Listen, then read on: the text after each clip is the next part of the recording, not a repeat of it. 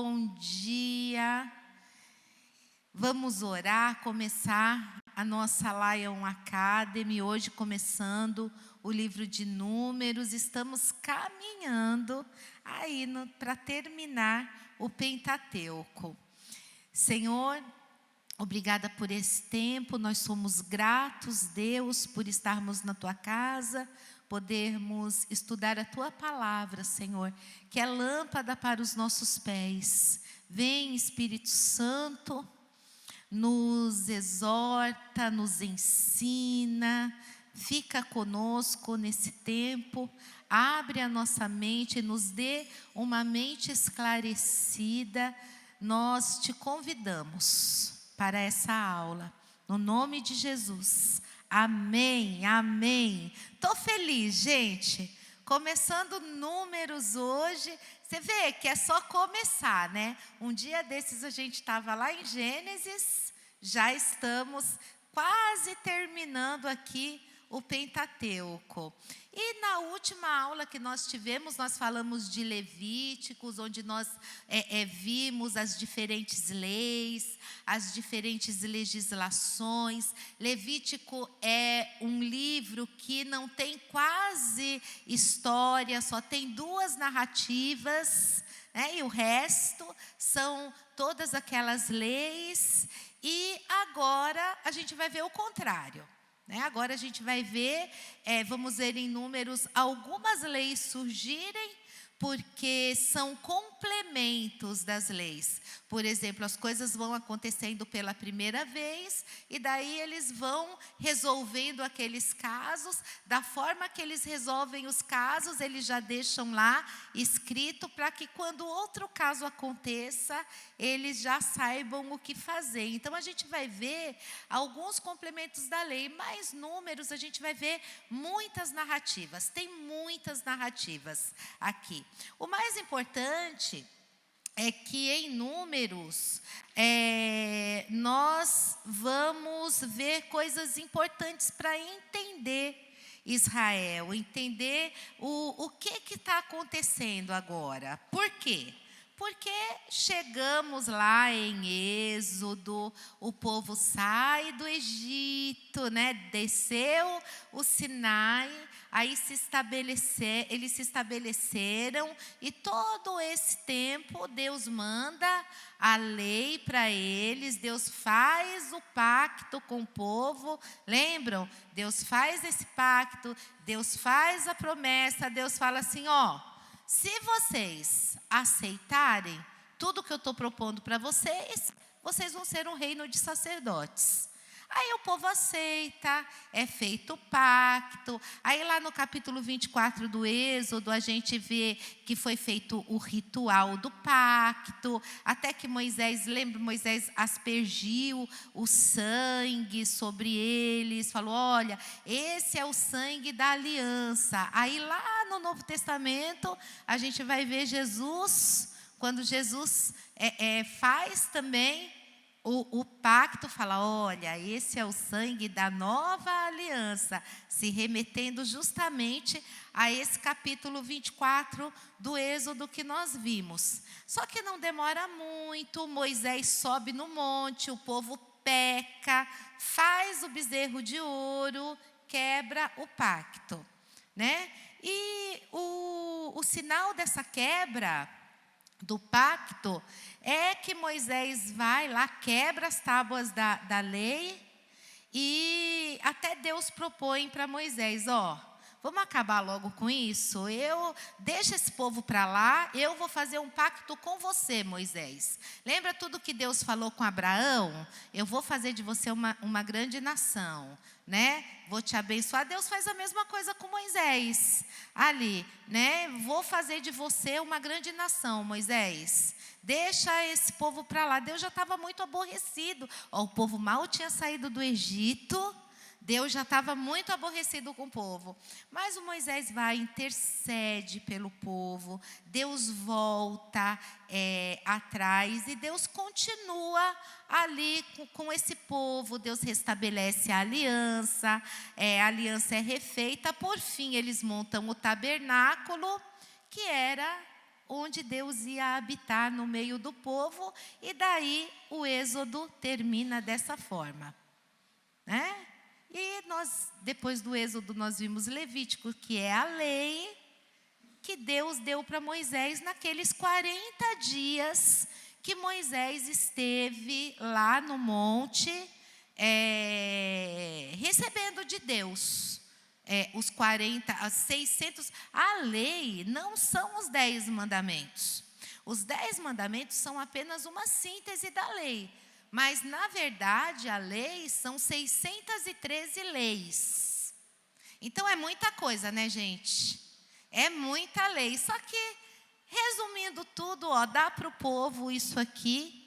Eles seguem isso para andar comigo, né? Os 5 mandamentos que nós vimos, 5 referentes a Deus e 5 referentes ao próximo. E aí lá na frente Jesus ainda resume muito mais isso, né? Que Jesus fala, olha, o mandamento é amar a Deus acima de tudo e ao teu próximo como a ti mesmo. Este é o grande mandamento. Então, essas mais de 600 leis eram leis práticas. Por quê? Porque Deus está formando uma nação. Então, Deus deu a lei ali, números a gente vai vendo. Conforme as coisas vão acontecendo, pela primeira vez ele já tem a lei. Aconteceu o caso, o Moisés tem que resolver. Conforme o caso acontece, eles vão acrescentando, colocando alguns acréscimos ali na lei. Olha, isso foi resolvido dessa forma. Deu certo, então, o segundo caso que chegar desse jeito, a gente já sabe como resolver. Se resolve dessa forma, tá bom? E é assim que a gente vai vendo, porque agora em Números continua a história. O Levítico foi a lei, o Números continua aquela história do Êxodo, né? E eles ainda estão ali, aos pés do Sinai. Por que Números se chama Números? Porque o livro trata de muitos números realmente, tá? Já começa com um censo. Depois tem um outro censo no meio do livro. Além disso, existe também uma distribuição ali, existe uma guerra em que é distribuído os despojos da guerra entre as tribos de Israel. Isso a gente vai ver lá na frente. Mas o Números, em hebraico, não é números, é no deserto. Então, esse nome representa muito bem o livro, porque ele vai contar a história do povo, né, ali no deserto, quando eles saem do Sinai e eles vão andar no deserto para ir para a terra de Canaã. E aqui em Números, eles saem para a terra de Canaã, mas acontece algo ali no meio da história e eles vão ficar ali no deserto. Por isso que em hebraico é no deserto. Daí no primeiro capítulo, o primeiro capítulo de Números, a gente está 2 anos, né? Tá aqui, e 1 mês depois de sair do Egito. A gente está no 2º ano, e 1 mês depois de sair do Egito. Aí Deus vai, e Deus manda levantar o acampamento e manda fazer um censo. O censo do povo, e aí vai ser contado 603.550 homens, somente acima de 20 anos, tá? Olha quantos homens, gente, 603.550 homens acima de 20 anos, não contaram abaixo e também não contaram os levitas, tá? Por que eles contam esses homens acima de 20 anos? Porque o censo, ele é feito para levantar o exército, né? É a potência militar de um povo. O objetivo do censo naquela época era levantar mesmo o poderio militar. E Deus ordena o levantamento desse censo e dá esse número sem contar os levitas. Então, todo o capítulo 1 vai falar aqui desse censo que foi levantado. O 2 vai mostrar a organização das tribos. Deus, ele dá uma ordem ali de como as tribos deveriam ser organizadas. E essa organização, Deus manda. É muito legal, gente. Tem aqui na minha Bíblia, infelizmente, eu não tirei uma foto para a gente colocar no telão. Ontem eu pensei em tirar, mas eu vou só mostrar para vocês aqui. Assim era o acampamento de Israel. Ó. Aqui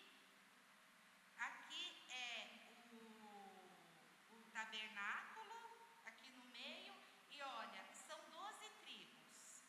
4 tribos ao norte, 4 ao sul, ao leste, ao oeste. Então, ó, é assim que se divide. A Deus manda eles se organizarem desta forma e o tabernáculo no meio do povo. Então, eles estavam protegidos. Eles acabam protegidos de todos os lados. Então, no lado está ali a tribo de Efraim, Manassés, Benjamim. Gente, olha só essa tribo ao oeste tinha 108.100 pessoas. Aí, ao norte, Dan, Aser, Naphtali, 157.600 pessoas. Olha o tanto de gente. Ao sul, Rubem, Simeão e Gate, 151.450 pessoas. Ao leste, Judá, Isacar, Zebulon, 186.400 pessoas. E o tabernáculo no meio, e ao lado, assim, mais próximos do tabernáculo, estava do lado os gersonitas, os meraritas, os coatitas, as famílias dos levitas. Então, quando a gente fala nesse povo, a gente tem que pensar que era muita gente. Então, Moisés, ele tinha muito trabalho com esse povo, gente. Toda essa gente, porque saíam lá do Egito 600.000 homens, fora mulheres e crianças. Com animais, com tudo que eles tinham. Imagina, o Moisés para liderar um povo desse. Por isso que chega uma hora, né, que graças a Deus o Jetro chega e fala: "Ih, Moisés, você não consegue não, vamos dividir, né?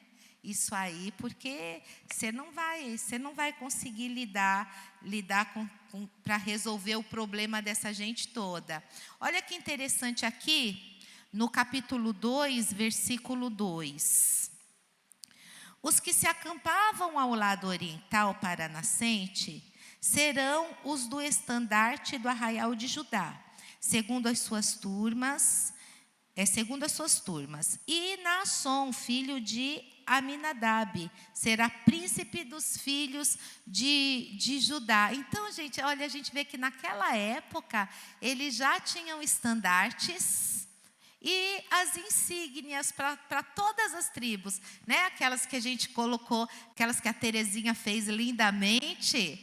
Naquela época eles já tinham os seus estandartes. Tem um arqueólogo, historiador francês, Roland Deroc, o nome dele. Ele tem um livro que se chama As Instituições de Israel. É um livro muito interessante e como ele mostra que funcionava as sociedades naquela época, e ele está citando isso no livro, citando que naquela época eles já tinham as suas bandeiras, já tinham um mastro lá, então, como uma bandeira, que era o símbolo, né, de cada tribo, vamos supor assim, um brasão para cada tribo.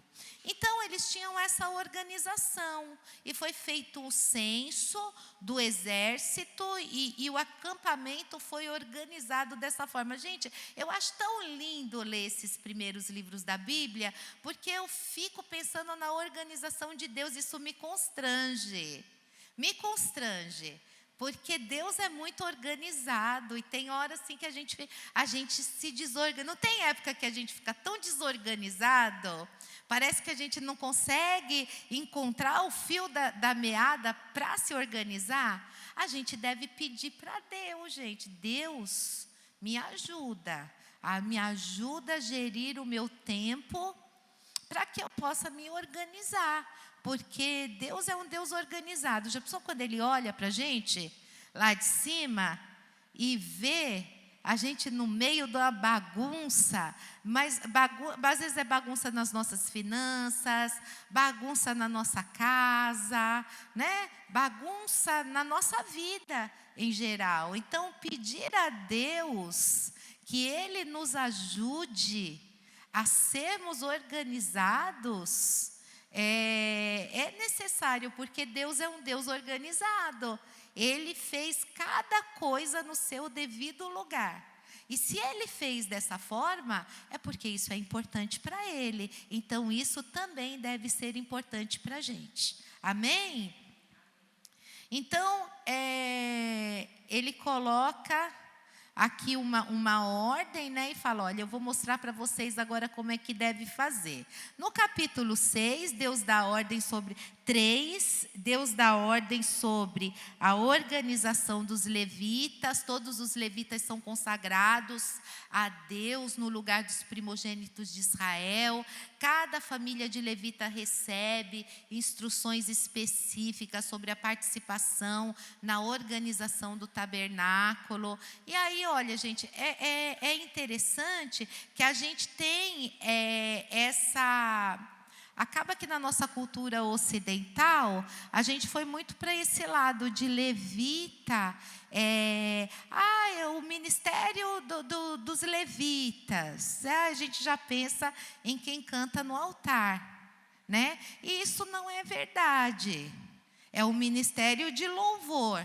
Levitas são todos os sacerdotes, todo mundo que tem um trabalho dentro da casa de Deus, que seja um trabalho de limpar um banheiro. É levita. Tá? Levita é isso.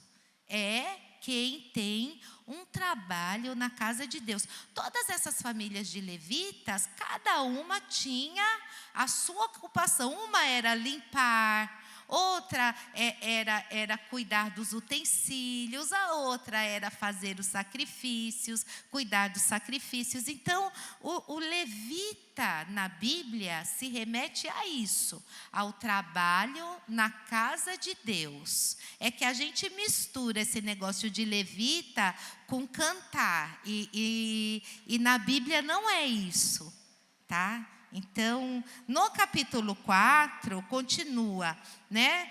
Os coatitas, os gersonitas, Deus dando instruções, continua dando instruções, porque esse livro de Números tem muita instrução para levitas. Deus, Ele está ali também, continua organizando, cuidando de agora Deus vai cuidar de toda a logística do acampamento, né? E aí no 5, ele vem com uma lei. Olha essa lei aqui do 5, gente, do leproso. O leproso e o imundo, fala aqui no 5, o leproso e o imundo são lançados fora do arraial, né? Aí Deus monta o arraial daquele jeito que eu mostrei para vocês e fala agora, o leproso e o imundo são lançados fora. E aí ele manda aplicar a lei que já está lá em Levítico, a lei que ele deu lá no Sinai. Então, o que tinha que ser feito? A pessoa leprosa, ela era tirada do arraial, ela vai ficar do lado de fora, ela vai esperar alguns dias, porque existe lá toda uma legislação de quantos dias tem que esperar, do que tem que fazer. Aí depois o sacerdote, ele volta e verifica se a pessoa melhorou.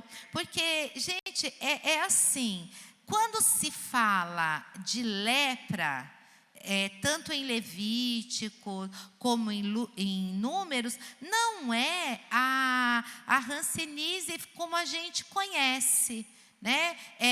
Lepra aqui é qualquer coisa, qualquer doença de pele.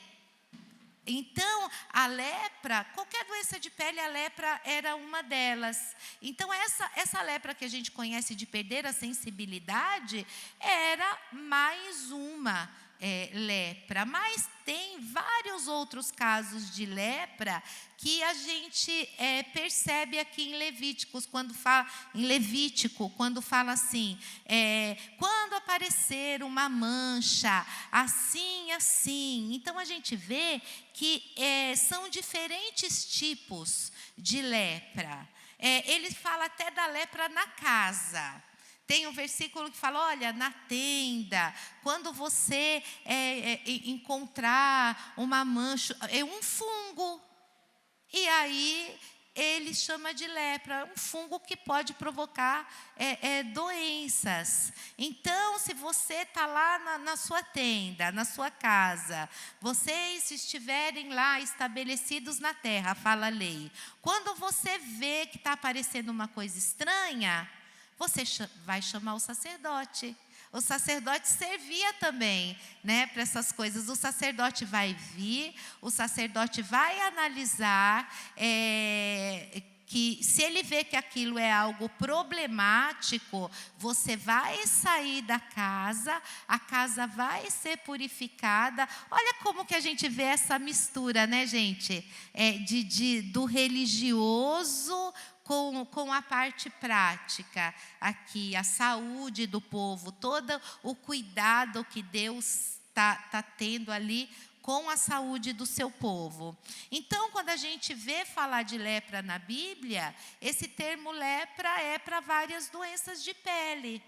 Então, por isso que fala, olha, o sacerdote vai lá dar uma olhada, você vai, apareceu alguma coisa? Vai te tirar do arraial, passando aqueles dias, ele vai dar uma olhada, se tiver tudo bem, ele vai liberar a pessoa, né? A pessoa vai ser tirada do arraial e vai ser colocada dentro novamente, ela volta, ela está curada, ela volta, né? Então, o que Deus está fazendo aqui? Deus está trabalhando com o povo para que não haja contaminação.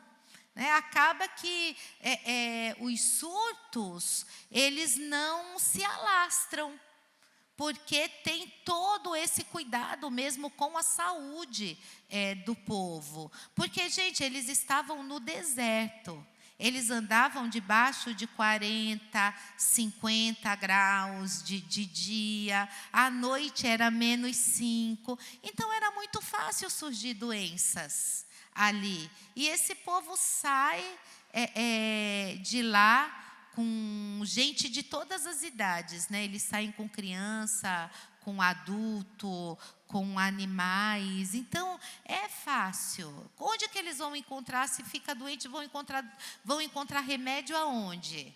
Não tem farmácia que possa encontrar um remédio. Então, você vê Deus cuidando de tudo, Deus pensando em tudo, né? Nada sai ali do controle. Eles isolavam a pessoa, só que assim, eles isolavam fora do arraial, gente, mas não era assim, eu vou jogar a pessoa lá fora, não.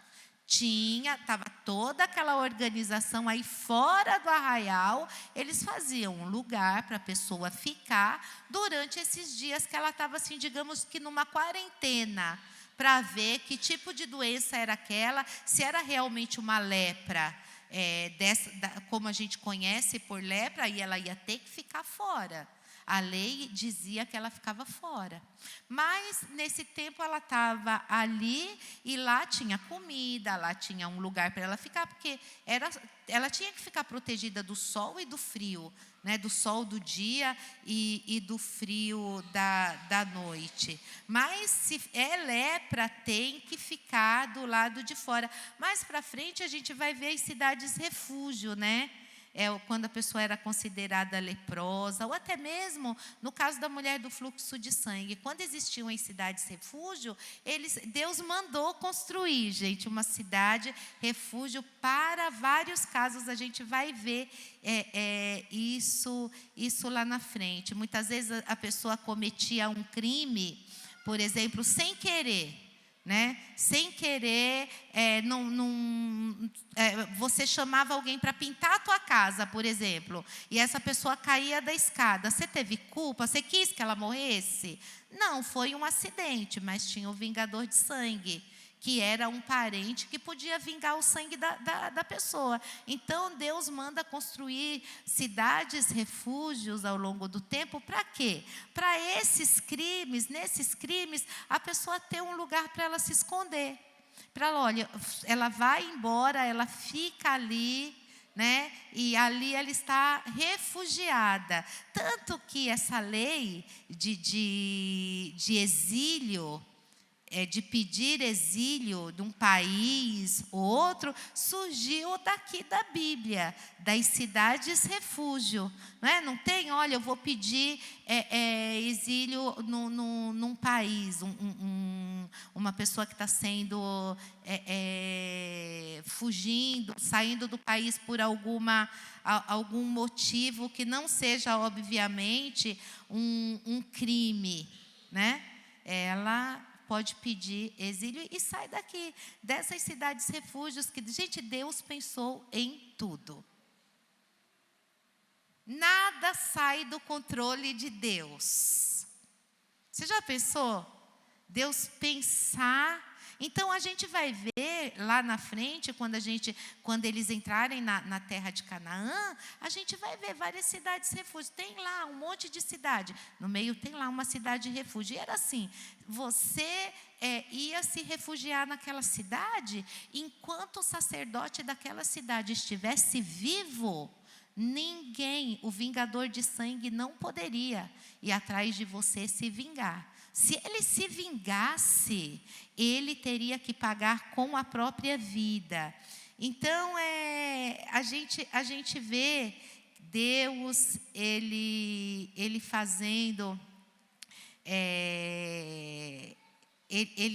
ele pegando esse povo, transformando esse povo numa nação, dando uma constituição para esse povo, pensando em todas as necessidades, E aqui a gente vai ver também algumas leis que repetem do Levíticos, mas acontecimentos do dia a dia.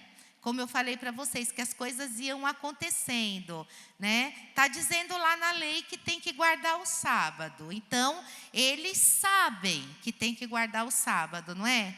Mas aí vai surgindo as questões, esses que são os complementos da lei. Por exemplo, mas e uma pessoa, quando uma pessoa não pode guardar o sábado, porque ela está viajando, e ela está ali no meio do caminho, o que ela faz? Então, são essas questões que vão surgindo à medida que eles vão caminhando e que vão sendo resolvidas. Então, essa questão, por exemplo, ela vai sendo resolvida e vai surgindo outras.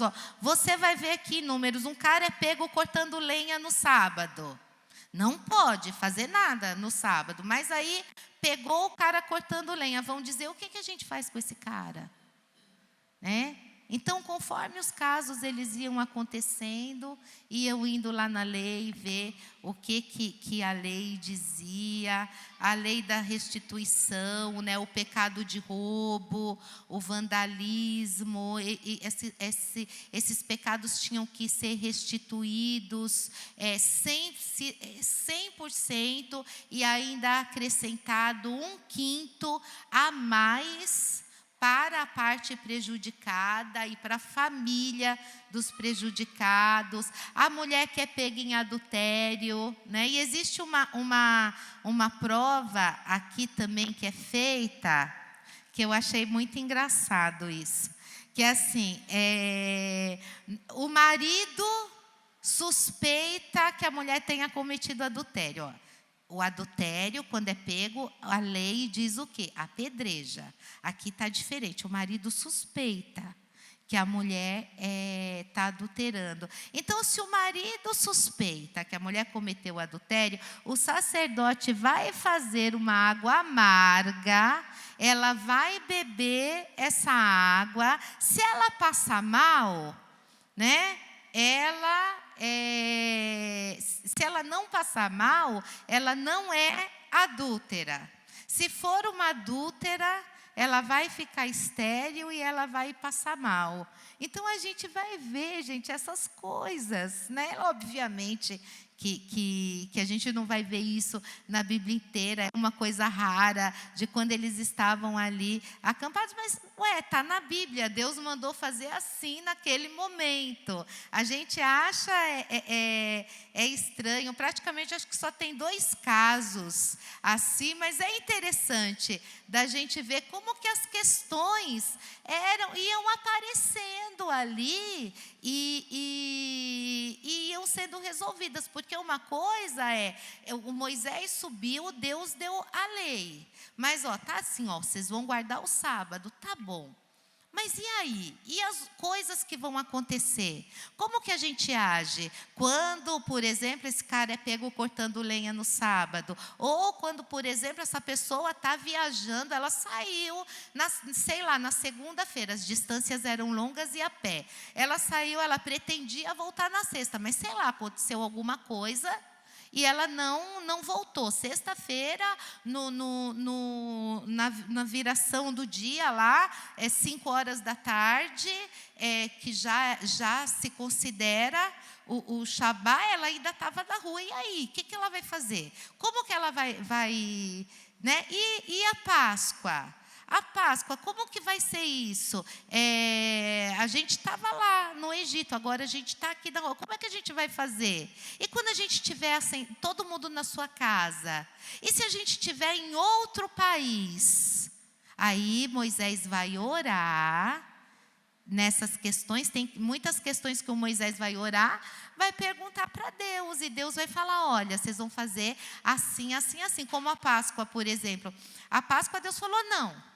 Aonde vocês estiverem no mês da Páscoa, vocês vão celebrar. Isso foi maravilhoso. Por quê? Porque o judeu, ele acabou sendo disseminado com o passar do tempo por toda a terra. Existem judeus de todas as nacionalidades: judeu brasileiro, americano, sueco, irlandês, né? Não existe um judeu só lá em Israel. Por quê? Porque eles foram espalhados pelo mundo. Mas a lei já dizia que aonde eles estivessem, eles poderiam celebrar a Páscoa. Então, esse povo, mesmo espalhados pelo mundo, eles mantiveram essa tradição. E, gente, vou falar para vocês, é uma coisa linda. Quando a gente esteve em Israel, quando chegava sexta-feira, chegava a hora de comer, eles pegavam a gente e reservavam um lugar no restaurante separado. Geralmente os restaurantes têm vários restaurantes, ambientes já para isso, para te separar, porque quando chega o Shabá, eles vêm todos para os restaurantes, e ali eles comemoram, e é uma coisa tão linda, porque é um momento que a família inteira se reúne. Aí às vezes fala: ai, que coisa esquisita, mas não pode fazer nada. Mas, gente, a ideia não é essa.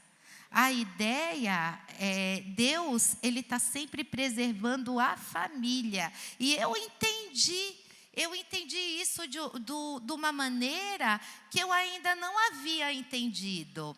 E dessa última vez, né, que nós fomos, da última não, que nós vamos mais vezes, mas agora, nessa recente, que a gente pegou alguns Shabás que a gente já chegou próximo de um, e a gente via nos hotéis as famílias inteiras, a alegria deles estarem juntos. Eu falei, Deus, isso é muito importante.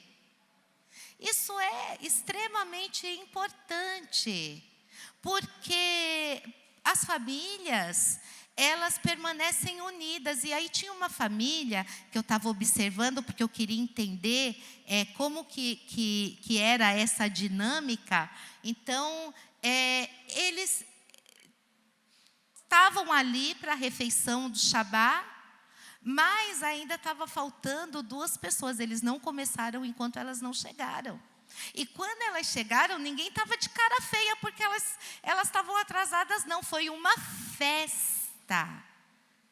E ali, gente, eles ficam naquela festa sem ter hora para acabar. A gente sobe, vai fazer outra coisa, e ali eles estão comendo, estão rindo, estão conversando em família. Depois vão dançar, vão em família.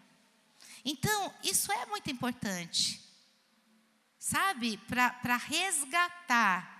Tudo que Deus faz é maravilhoso. E muitas vezes a gente critica, a gente fala, sábado, porque Jesus veio derrubar o sábado. Gente, para. Lógico que hoje, hoje no Ocidente, nós que fomos enxertados nessa videira, a gente tem algumas regalias, acho, talvez. Mas a gente não pense que a gente está... Tem coisas que a gente ganharia até, viu? Se continuasse com isso. Pelo que eu vi lá, eu entendi, nessa última, dessa vez agora, em 2023, eu entendi o Shabá. Em 22, 23, nós estamos. Eu entendi o Shabá. O Shabá é família. É o resgate da família. Isso é o Shabá. Não é, porque eles nem...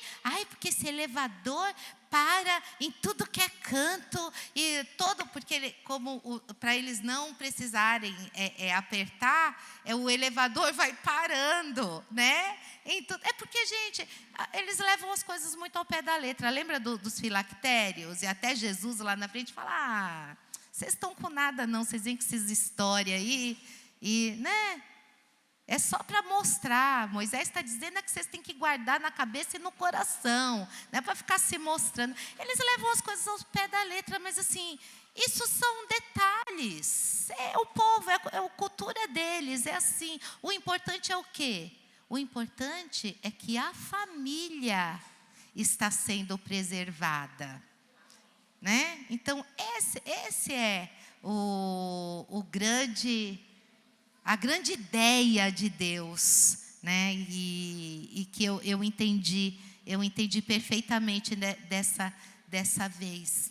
Amém? Hoje foi só uma introdução de Números, mas Números tem assim muita história legal, muita história bacana que a gente vai ver nos capítulos seguintes, e eu conto com vocês para a gente passear nesse livro, por acho que pelo menos umas 3 aulas. Amém?